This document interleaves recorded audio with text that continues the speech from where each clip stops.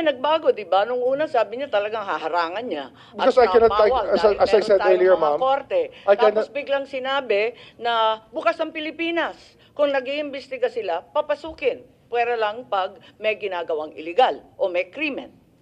Again, I can say Malaking that I pagbabago cannot, po yun. hindi ko ako pwedeng magkomento sa state of mind niya. Kung paano ho nag-iisip ang Hindi ko Pangulo, naman hindi pa ako tinatanong kung magkomento. galit, wala naman akong tinatanong kung masaya. Yun ang state of mind. Ang tinatanong ko, doon sa sinabi, hindi ba maliwanag na nag-iba? Sabi ko nga ho, lahat tayo nagbabago ng pag-iisip sa pagdaan po ng panahon. Okay. Eh, tayo po ay natututo naman ng unti-unti at nauunawaan natin ng gusto ang kaya mga nga. pangyayari sa paligid natin. Kung aaminin natin na nagbago ang pag-iisip, bakit? At kailan nagbago yung pag-iisip natin tungkol sa jurisdiction ng ICC? Bakit? At meron bang dahilan? Baka may alam ang DND, baka may alam ang NSC, para maintindihan natin kung saan na tayo ngayon. Kasi tayo ay nag-iimbestiga in aid of legislation. Gusto ko malaman saan ba tayo patungo. Ano na ba ngayon? Palibasa, eto nga, admitido natin, nagbago. Kung nagbago, saan na tayo ngayon? Siguro ho yung pag-unawa po ng ICC jurisdiction. Kasi nung nag-aapela pa tayo sa ICC, na sinasabi natin na hindi tayo saklaw dito. Marahil ho, yung isang pagising natin sa katotohanan na ang hinahabol ng ICC ay hindi naman bansa, ngunit individual. Marahil yun po yung pag-unawa na nagbago sa ating lahat. Kasi hindi naman po estado natin ang hinihimok ng ICC, kundi po yung mga individual dito na nagkasala at yung naging biktima po ng mga krimen at ng mga pamilya po ng mga biktima ng mga pagpatay nung panahon na yun. Okay. At sabihin natin may limited cooperation sa ICC. Sabihin natin, nung 13 November, si ASEC ES Bersamin pala, ay nagsabi that if the ICC refers the process to Interpol, which may then transmit a red notice to the Philippines, the government will feel obliged to consider the red notice. Parang may ganon, may statement ba dyan?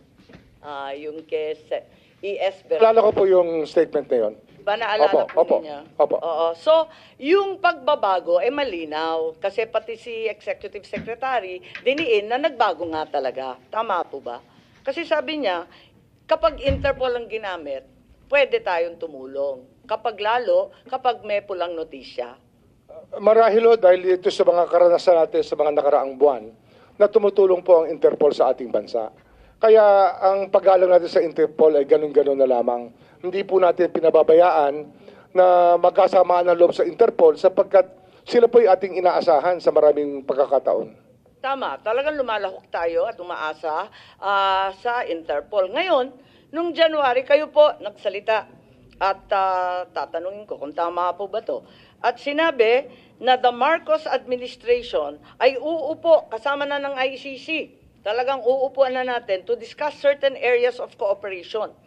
So, hindi na no cooperation, no blocking, no limited cooperation, kundi makikipag-usap at tatalakayin ang ibang mga areas kung saan pwede makipagkaisa.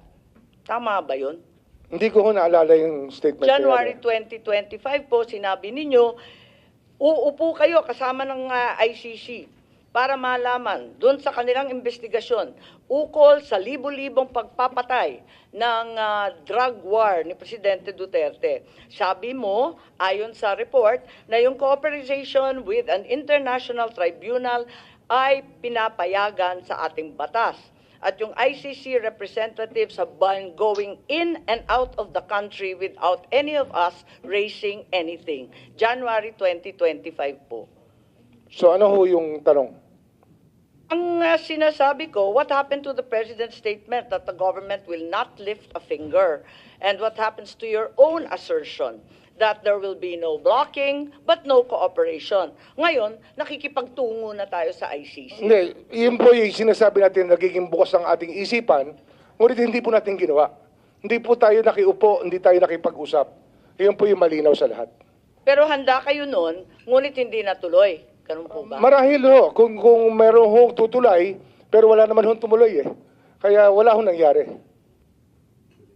Pero meron rin kayong sinabi that the ICC representatives as of January 2025 have been going in and out. Labas-pasok sila sa ating bansa. Hinahayaan lang natin.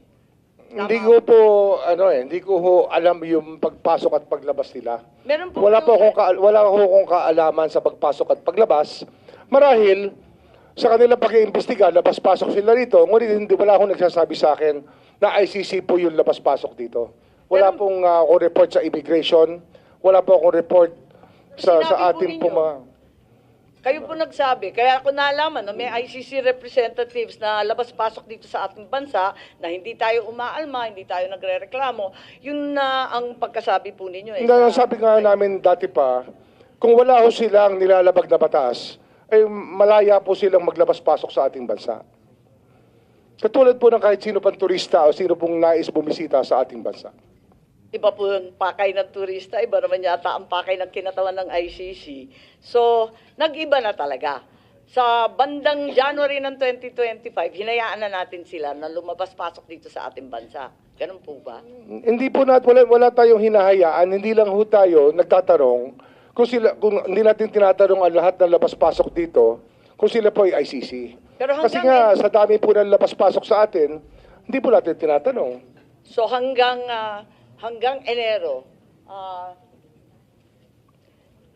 Enero nitong taon talagang maliwanag na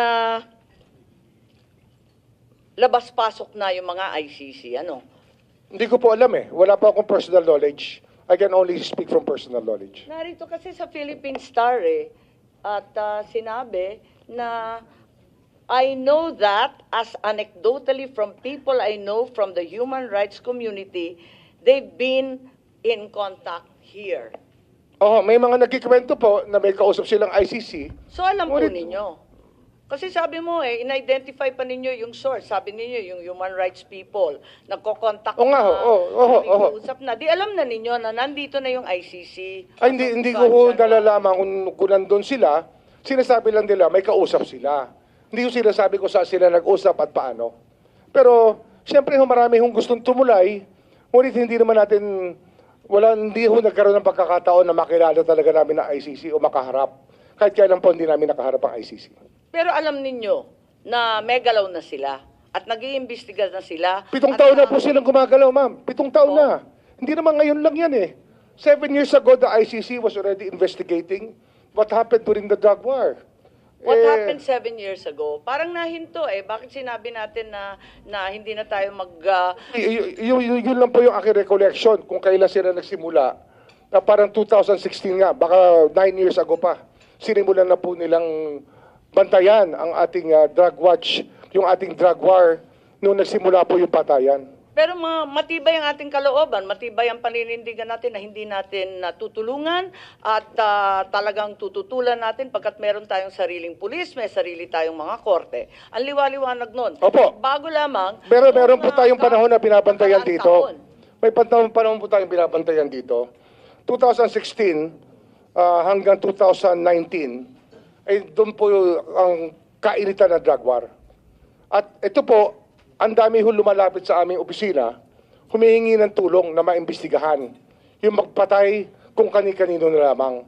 Pero marami ho kaming talagang naging Kailan pumunta sa opisina ninyo? Kasi binabanggit ninyo, hindi pa Marcos administration, yung 2016 to 2019. Kailan nag-umpisa? Simula ho sila pumunta sa amin, 2022 na. Oh. So matagal na ho nakalipas ang mga krimen na nangyari. Pero nung umpisa, ang sinasabi natin, paulit-ulit, talagang hindi tayo tutulong at hindi natin hahayaan sila manghimasok.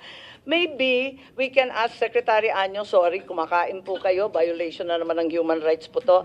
Pero kung maaari bilang pinuno ng National Security Council, baka may naalam kayo tungkol sa pivot. Kasi parang nag-iba Di nag-iba. Bakit nag-iba? Nung una, ang tindi ng ating paninindigan na hindi kailanman tayo tutulong sa ICC. Biglang lumambot, nahahayaan natin pag pumasok sila, tapos pagkatapos nun, meron ng statement, uupo tayo. Kung may mamamagitan, pag-uusapan kung saan tayo pwede tumulong. Meron ba kayong alam, Secretary Anyo? Kasi maraming nagsasabi na kayo daw ang dahilan kung bakit nagbago ang isipan ng ating administrasyon.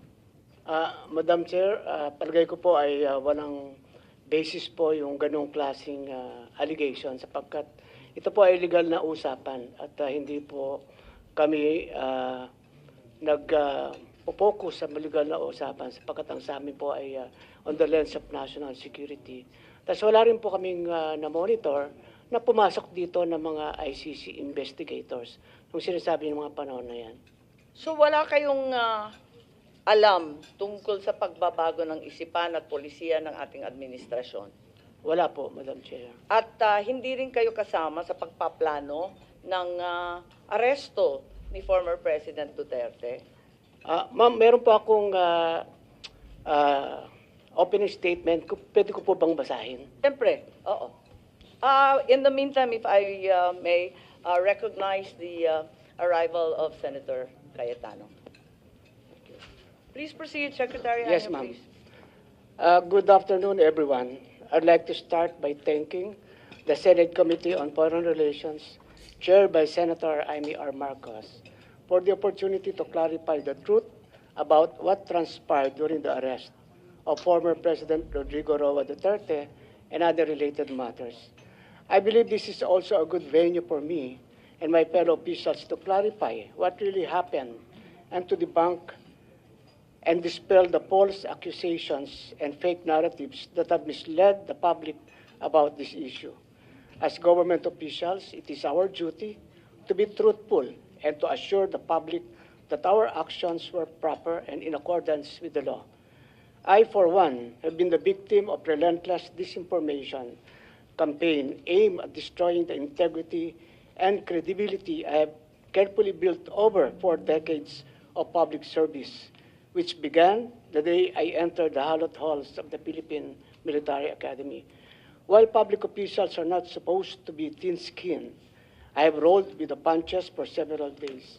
However, the time has come for me to air my side. Therefore, I am grateful for the opportunity to speak before the Senate and present the truth. As a former member of the cabinet of the Duterte administration, it is also very hard for me to see the former president arrested.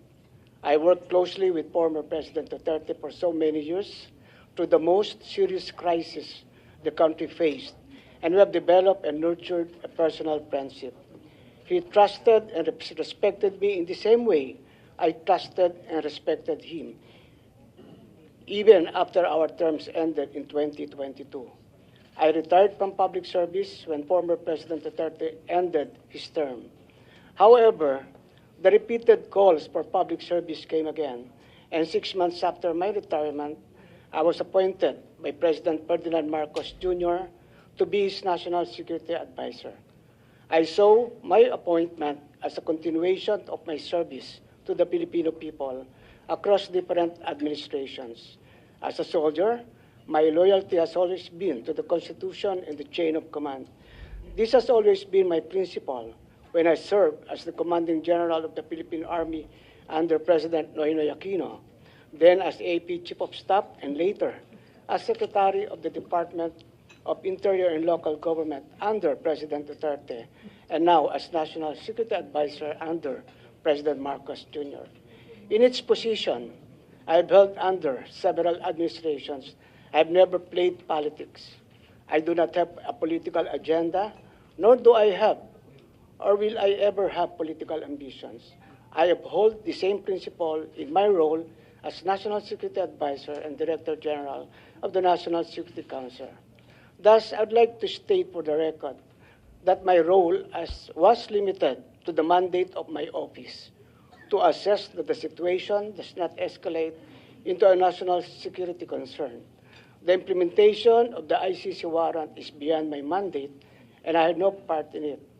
And may I also state for the record that I am not aware of any core group, nor am I a member of such group that allegedly planned and prepared for the arrest of former President Duterte. In fact, it was only on Tuesday morning, March 11, 2025, that I learned that there was already an Interpol red notice and that the ICC warrant of arrest would be served. There was also no intelligence operation. The former president's presence in Hong Kong, as well as his return to the country, was a public knowledge since it was heavily reported in both mainstream and social media.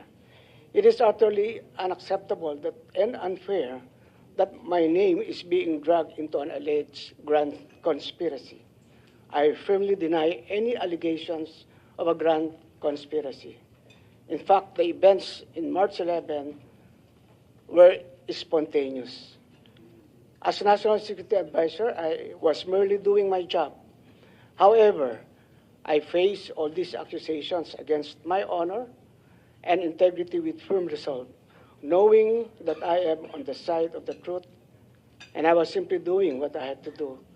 And in doing so, I upheld the truth, justice, and the rule of the law. Again, my loyalty is always to the country, to the Constitution, and not to any person. Thank you, Madam Chair. Salamat, Secretary.